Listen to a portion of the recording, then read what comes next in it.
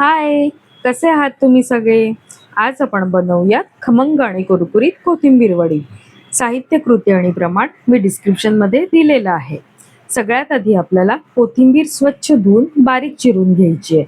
नंतर याच्यामध्ये आलं लसूण मिरचीचा ठेचा, मीठ, लाल तिखट, हिंग, हळद, दाण्याचं कूट, चिंचेचा कोळ आणि गूळ घालायचा आहे. आणि नंतर हे मिश्रण व्यवस्थित मिक्स करून घ्यायचं आहे.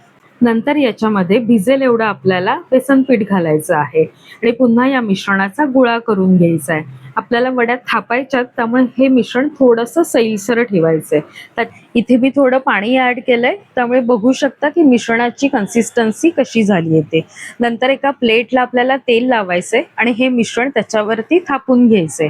आपल्याला हे मिश्रण थापताना पाण्याचा हात लावायचाय, म्हणजे मिश्रण व्यवस्थित थापलं जाईल.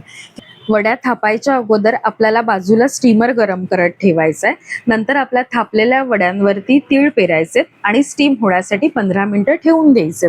आता आपल्या वड्या झालेल्या आहेत. हे तुम्ही कसं चेक कराल, तर सुरी आपल्याला त्याच्यामध्ये घालायची आहे आणि सुरीचं टोक जर क्लीन बाहेर आलं तर आपल्या वड्या रेडी आहेत. तुम्ही बघू शकता की किती छान वड्या झालेल्या आहेत. आता या वड्या आपण शॅलो फ्राय करून घ्यायच्यात. तुम्ही डीप फ्राय सुद्धा करू शकता. आता ह्या खमंग आणि कुरकुरीत कोथिंबीर वड्या सर्व करण्यासाठी रेडी आहेत. रेसिपी आवडल्यास लाईक, शेअर, सबस्क्राईब जरूर करा.